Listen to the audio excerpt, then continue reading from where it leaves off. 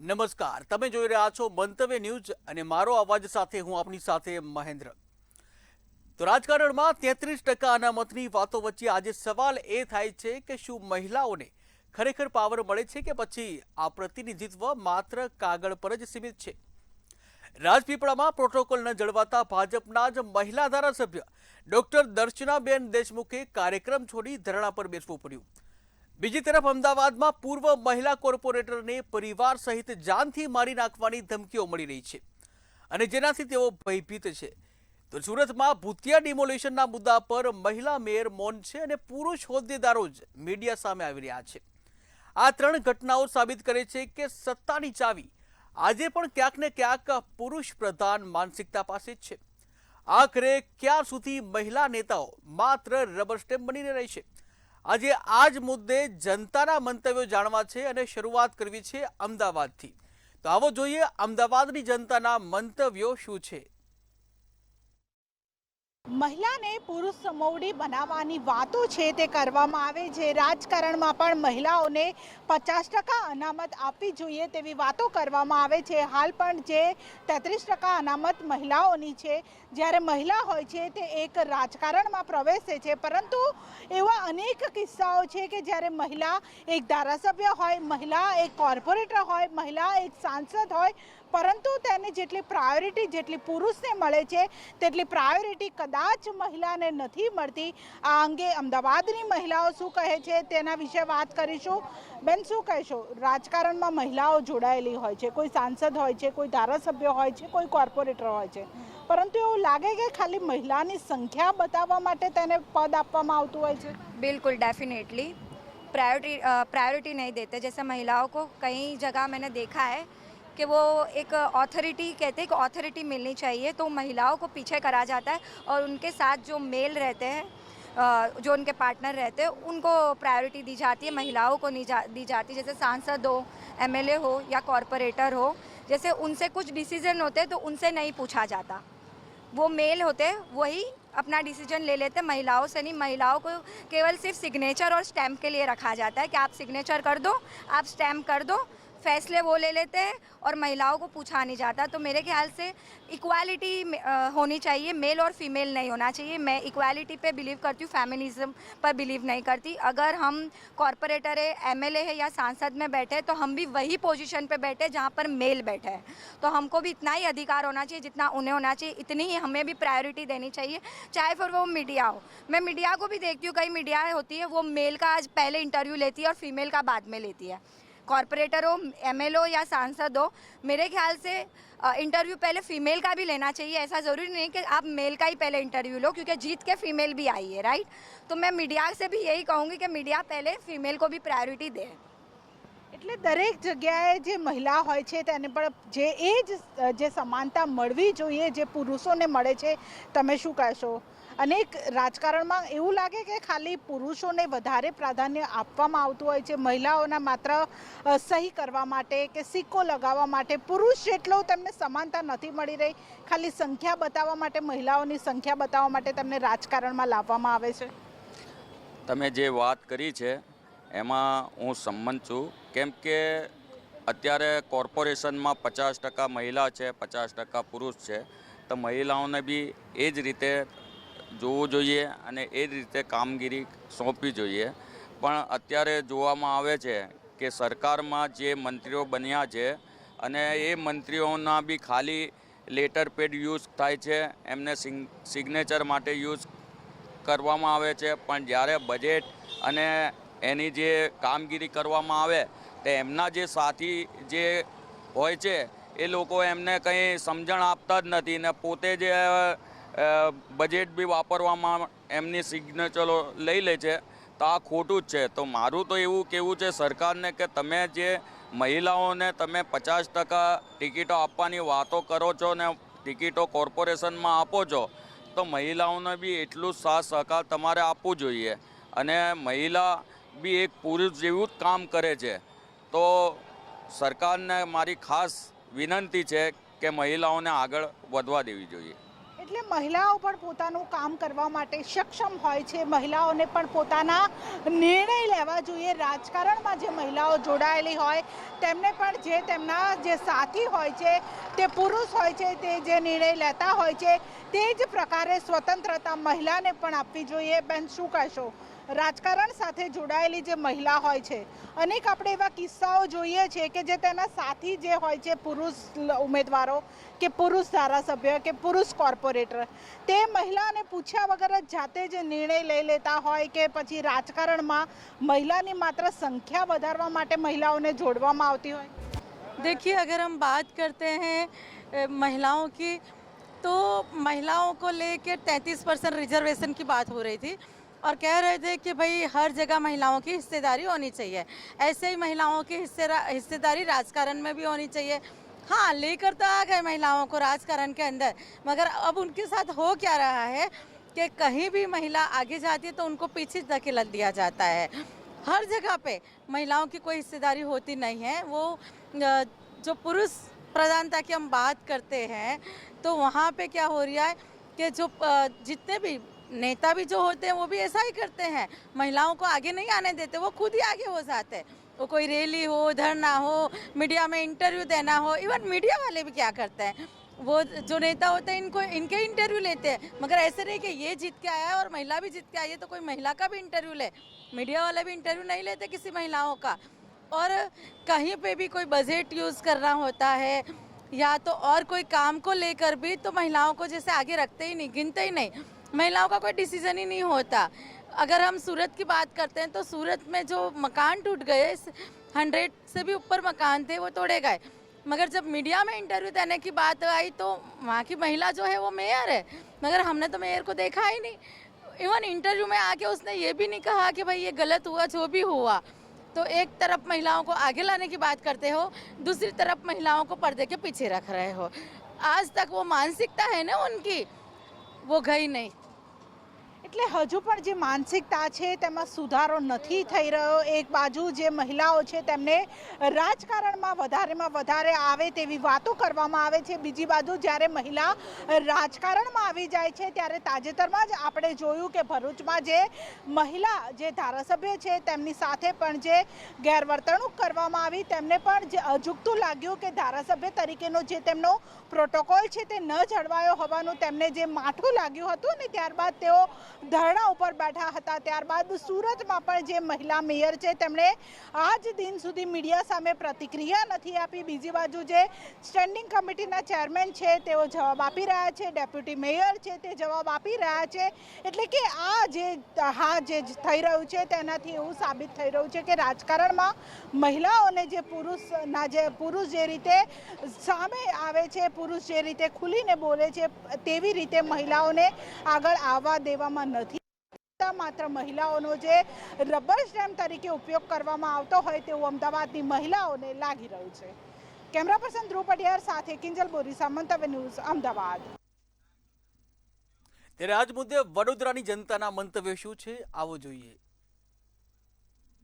ગૌરવવંતી ગુજરાતમાં સત્તાધારી પક્ષના મહિલા ધારાસભ્યનું અપમાન। મહિલા ધારાસભ્ય દર્શનાબેન ગાંધીજીની પ્રતિમા પાસે ધરણા પર બેઠા। ત્યારે ગૌરવવંતી ગુજરાતમાં ચર્ચા છે કે રામાયણ કાળમાં મા સીતાને અગ્નિ પરીક્ષા આપવી પડી હોય કે વર્તમાન કાળ હોય, મહિલાઓનું અપમાન થાય છે અને મહિલાઓને આજે પણ અગ્નિ પરીક્ષા આપવી પડે છે। કમલનું ફૂલ નહીં, પરંતુ ભાજપની ભૂલ સાબિત થયેલા વડોદરા મહાનગરપાલિકાના પૂર્વ મેયરનું અપમાન। વડોદરા મહાનગરપાલિકાના સંકલન સમિતિની બેઠકમાં મહિલા કાઉન્સિલરો દ્વારા જ કરવામાં આવતું હતું અને ભાજપની ભૂલ સાબિત થયેલા પૂર્વ મેયર આંખમાંથી આંસુ પણ સારતા હતા। ત્યારે આજે ગુજરાતમાં ચર્ચા છે કે દર્શનાબેન દેશમુખનું ભારતીય જનતા પાર્ટીના સત્તાધીશો અને સંગઠન દ્વારા અપમાન કરવામાં આવ્યું છે। એક બાજુ પ્રધાનમંત્રીના સુશાસનના 12 વર્ષની ઉજવણી થતી હોય, પ્રધાનમંત્રી મહિલા આરક્ષણ બિલ લાવતા હોય ત્યારે જ તેમના જ પક્ષના ધારાસભ્યનું અપમાન કેટલું યોગ્ય? પહેલા એક મહિલાથી શરૂઆત કરીશું. શું કહેશો બેન, મહિલા ધારાસભ્યનું અપમાન થયું છે? આપણે આદિકાળથી જોતા આવ્યા છે કે જ્યારે પરીક્ષા આપવાની ઘડી આવે છે, અત્યારે નારી નર સમાન ગણવામાં આવે છે. નારીઓને 33% અનામત આપવામાં આવ્યું છે. આ રીતની પ્રગતિ થઈ રહી છે, છતાં પણ અગ્નિ પરીક્ષામાંથી પાસ જો એ સમયે સીતાને પણ થવું પડ્યું હતું સિર્ફ એક ધોબીના કહેવા ઉપર. અને હાલની પરિસ્થિતિ પણ એવી છે કે ધારો કે તમે એક્ઝામ્પલ તરીકે લઈ લો કે ગુજરાતના પહેલા મુખ્યમંત્રી આનંદીબેન પટેલ, વસુંધરા રાજ, ઉમા ભારતી, દેટ મીન્સ આ લોકોની સાથે પણ ક્યાંક ને ક્યાંક રાજકારણમાં એમને નીચું નમવું પડ્યું છે ને એમને ભોગ બનવું પડ્યું છે. તો દર વખતે પરીક્ષા નારીને જ કેમ આપવી પડતી હોય છે રાજકારણની અંદર? એનો જ એ ભોગ કેમ બનતી હોય છે? તો આ એક પ્રશ્ન છે અને આ ભૂતકાળથી ચાલતું આવ્યું છે અને હાલમાં પણ એમને દરજ્જો આપવામાં આવે છે, પણ ક્યાંક ને ક્યાંક મેન ડોમિનેટેડ સોસાયટી એમના ઉપર હાવી થઈને કંઈક ને કંઈક એનો ભોગ બનતી રહી છે નારી. આપણે બાળકોને શિક્ષણ આપતા પ્રોફેસરને પૂછીશું, શું કહો છો? સત્તાધારી પક્ષના ધારાસભ્ય ધરણા પર બેસવું પડે અને એનું અપમાન થાય, અને એ બી એમના પાર્ટીના પ્રમુખ દ્વારા, કેટલું યોગ્ય? ભારતીય જનતા પાર્ટી હંમેશા કહે છે કે તેઓ મહિલાના સન્માન માટે અલગ અલગ કાયદાઓ લાવે છે અને અલગ અલગ રીતે એમને પ્રોત્સાહન મળે એ રીતના કાર્યો કરે છે. પરંતુ જે રીતના ગુજરાતની અંદર ગઈકાલે એક ચૂંટાયેલા પ્રતિનિધિ અને ખાસ કરીને આદિવાસી સમાજમાંથી આવતા બેન જોડે જે એમના જ એક પક્ષના કાર્યક્રમમાં જે અન્યાય થયો એ દર્શાવે છે કે કશે ને કશે મહિલાઓની અવગણના આ પક્ષમાં થઈ રહી છે. સુશાસન, શિસ્ત અને સમયબદ્ધ ચાલતી એવી આ પાર્ટી જેવું કહે છે પોતાને, પણ કશે ને કશે આ સમગ્ર ઘટનાક્રમ એવું બતાવે છે કે મહિલાઓ જોડે જે દેશની અંદર અન્યાય થાય છે એની શરૂઆત જ અહીંયાથી થતી હોય એવું લાગી રહ્યું છે. ને જ્યારે કોઈ વ્યક્તિએ પોતાના થતા અપમાન માટે ધરણા પર બેસવું પડે એ કેટલું યોગ્ય છે એ બી એક વિચારવા જેવું વસ્તુ છે. ખાસ કરીને મારા એક નાગરિક તરીકે એવી લાગણી છે કે જ્યારે આપણે સૌ સરખા છે, સૌને સન્માન આપવાની વાત કરીએ છીએ, તો એ પછી મહિલા પ્રતિનિધિ હોય તો એને એટલું જ સન્માન આપવું જોઈએ એવું મારું માનવું છે. આપણે અન્યને પૂછીશું, ગૃહિણીથી માંડીને ધારાસભ્ય સુધીનું મહિલાનું અપમાન થઈ રહ્યું છે, ક્યાં સુધી ચાલશે? આ સરકારમાં જો એમના ધારાસભ્યનું જ અપમાન થતું હોય તો બહુ ખરાબ વાત છે કે દેશની અંદર નારીઓ સુરક્ષિત નથી એવું હવે જાહેરમાં કહેવું પડે છે. અત્યારે આપણા દેશના વડાપ્રધાન નરેન્દ્ર મોદીએ પણ અમારા કોંગ્રેસના સોનિયાબેન ગાંધીનું સંસદમાં અપમાન કરેલું છે. કેવા શબ્દો વાપરેલા છે એ શબ્દો આજ હું બોલી શકતો નથી. તો એ શબ્દો બોલનારના માણસો ના ધારાસભ્યનો અપમાન થાય, એ એમની પાર્ટીના માણસો અપમાન કરે, એ સહન કરી શકાતું નથી. એટલે દેશમાં મહિલાઓની સુરક્ષા નથી. જ્યારે ચાલુ ધારાસભ્યએ ગાંધીજીની પ્રતિમા નીચે એને બેસી એને ઉપવાસ આંદોલન કરવું પડે, એ બહુ શરમજનક બાબત છે આ પાર્ટી માટે. એટલે સત્તાધારી પક્ષના જ સંગઠનના હોદ્દેદાર ધારાસભ્યનું અપમાન કરે. સ્ત્રી માટે વિશેષ કાયદા બનાવવામાં આવ્યા છે, છતાં પણ આવું ધારાસભ્યનું અપમાન. નારી સન્માનની વાત આવે ને તો સૌથી પહેલા દરેક રાજકીય પક્ષ અને સમાજની જવાબદારી છે કે દરેક મહિલાનું સન્માન થવું જોઈએ. આ ભાજપ સરકારમાં જ્યારે મહિલા ધારાસભ્યનું અપમાન કરવામાં આવે તો એ બહુ શરમજનક બાબત કહેવાય. અને રાજકારણમાં મતભેદ હોઈ શકે, પરંતુ વાણી અને વર્તનમાં તમારે મર્યાદા જાળવવી જોઈએ. અને નૈતિકતાના ધોરણે ધારાસભ્ય શું પણ સામાન્ય સ્ત્રીનું પણ એટલું જ સન્માન થવું જોઈએ. એટલે આ ભાજપ સરકાર દ્વારા પહેલી વખત નથી, વારંવાર નરેન્દ્ર મોદી સાહેબ દ્વારા પણ કોંગ્રેસના અમારા સોનિયા ગાંધીજીનું અપમાન વારંવાર સંસદમાં કરવામાં આવ્યું છે. એટલે આ ભાજપ સરકારે આનાથી બોધપાઠ લેવો જોઈએ અને સ્ત્રીઓએ બી બોધપાઠ લેવો જોઈએ કે આ પાર્ટીને હવેથી વોટ આપવા વિચાર કરવું જોઈએ અને સ્ત્રીઓનું સન્માન જાળવવા માટે એમણે ભાજપે પ્રયાસ કરવા જોઈએ. એટલે સત્તાધારી પક્ષે સ્ત્રીનું સન્માન જળવાય તે માટે પ્રયાસ કરવો જોઈએ. સત્તાધારી પક્ષ સ્ત્રીનું સન્માન અને અપમાન થયું છે તેવું ધારાસભ્ય ખુદ નિવેદન આપી રહ્યા છે. ત્યારે વડોદરા સંસ્કારી નગરી હોય ત્યાં પણ કમલનું ફૂલ નહીં ભાજપની ભૂલ સાબિત થયેલા પૂર્વ મેયરનું અપમાન એક સ્ત્રી કાઉન્સિલરો દ્વારા જ કરવામાં આવતું હતું. અને આ ભાજપની ભૂલ સાબિત થયેલા પૂર્વ મેયર આંખમાંથી આંસુ સારતા હતા તેવી પણ ચર્ચા હતી, પરંતુ તેને પણ ન્યાય નહોતો મળ્યો. અને હવે ધારાસભ્ય શું હજુ પણ ગુજરાતમાં સ્ત્રીનું અપમાન સહન કરવું જ પડશે? શું હજુ પણ સ્ત્રીની સુરક્ષાના કાયદા રચાવનાર સત્તાધારી પક્ષ દ્વારા જ અપમાન કરનાર સામે કોઈ કાર્યવાહી થશે? અનેક સવાલો નાગરિકોના મનમાં અને ચર્ચા ખૂબ જ છે, પરંતુ સત્તાધારી પક્ષે નિર્ણય લેવો રહ્યો. કેમેરામેન મિલિંદ મેલે સાથે નિલેશ બ્રહ્મભટ્ટ, મંતવ્ય ન્યૂઝ, વડોદરા. ત્યારે આજ મુદ્દે જામનગરની જનતાના મંતવ્ય શું છે, આવો જોઈએ. વાત રાજકારણની છે તો રાજકારણમાં ક્યાંક ને ક્યાંક પુરુષો સમાન મહિલાઓને હક દેવામાં આવે છે કે પદ દેવામાં આવે છે. તો જામનગર વાસીઓ પાસેથી જાણશું. આનંદભાઈ, ખાસ કરીને અત્યારે જે પુરુષોને સમાન મહિલાઓને પણ હક દેવામાં આવે છે, મહિલાઓને સારા પદ પણ દેવામાં આવે છે. ધારાસભ્ય હોય છે, સાંસદ હોય છે, મેયર હોય છે, ડેપ્ટી મેયર હોય છે, ચેરમેન, આવા પદો દેવામાં આવે પણ ક્યાંક ને ક્યાંક એને બોલવા માટે ક્યાંક ને ક્યાંક આગળ નથી આવવા દેતા, કે ક્યાંક ને ક્યાંક એમનું અપમાન થતું હોય. એ રીતનું શું કહેશો એમાં? ખાસ કરીને મારે આ વિષય ઉપર એ બોલવું છે કે ભારતના ડૉક્ટર આંબેડકર એ વ્યક્તિએ એના બંધારણ જોગવાઈની અંદર સ્ત્રીઓને માન આપવું, સ્ત્રીઓને હોદ્દો આપવો, આ બંધારણની જોગવાઈ મુજબ આ દેશની અંદર વડાપ્રધાન સ્ત્રી બન્યા, આ દેશની અંદર રાષ્ટ્રપતિ સ્ત્રી બન્યા. તો સ્ત્રીઓને એટલું બધું માન એ બંધારણ કાયદા મુજબ લખેલું છે ને એને આપવાનું હોય છે. પણ જ્યારે અત્યારે જો તો છેલ્લા ઘણા સમય ત્યાં સ્ત્રીઓને એના પદ પ્રમાણે એનો હોદ્દો આપવો જ પડે છે, કારણ કે બંધારણ જોગવાય છે. ક્યાંક અનામત હોય છે, સ્ત્રી અનામતની બેઠક હોય છે, ત્યાં મેયર તરીકે હોય છે. તો આ બધી બેઠકોનું માન ને પ્રોટોકોલ જાળવવું એ ખરેખર સરકારના હાથમાં હોય છે. તો અત્યારે જે ભારતીય જનતા પાર્ટીની અંદર ચાલી રહ્યું છે કે માત્ર સ્ત્રીને એક હોદ્દો આપી દેવો, એને પદ આપી દેવું, પણ એની ગરિમા નથી રહેતી. જ્યારે હમણાં ધારાસભ્ય જેવા કક્ષાના વ્યક્તિ જ્યારે અનુસૂચિત જાતિ આદિજાતિનો જે કાર્યક્રમ છે, બાબા સાહેબ આંબેડકરના નામ ઉપરનો કાર્યક્રમ છે, ને ત્યાં તે જે વ્યક્તિઓનું અપમાન થતું હોય, ધારાસભ્ય દરજાનું અપમાન થતું હોય એ સ્ત્રીનું, તો એ બહુ શરમજનક વાત કહેવાય.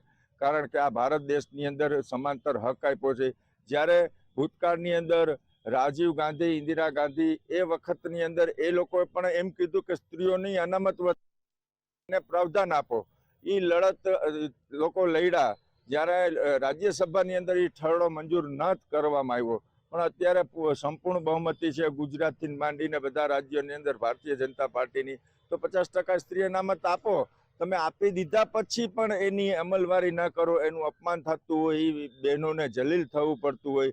જ્યારે સુરત જેવા સુરત શહેરો કે અન્ય કોઈ પણ શહેરોની અંદર જો માત્ર હોદ્દો આપી દે છે, પણ હોદ્દાની આગળ એને જે માન સન્માન એને ગૌરવ પ્રાપ્ત થવું જોઈએ એ ગૌરવ પ્રાપ્ત નથી થતું.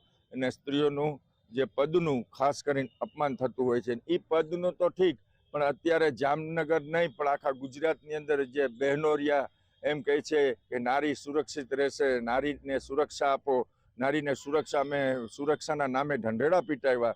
પણ બહુ શરમજનક વાત કહેવાય. એ ખાલી માત્ર ચોપડે ને એડવર્ટાઇઝમાં સારી લાગે છે. અત્યારે જે સ્ત્રીઓનું શોષણ થઈ રહ્યું છે ભારતીય જનતા પાર્ટીની અંદર, એ બહુ શરમજનક વાત કહેવાય. વાત કરવામાં આવે તો પુરુષ સમાન હક તો દેવામાં આવે છે, હોદ્દો પણ દેવામાં આવે છે. ક્યાંક ને ક્યાંક બોલવા માટે સ્ત્રીઓને આગળ નથી આવવા દેવું, કે ક્યાંક ને ક્યાંક પ્રોટોકોલમાં પણ ભંગ થતા હોય છે. શું કહેશો?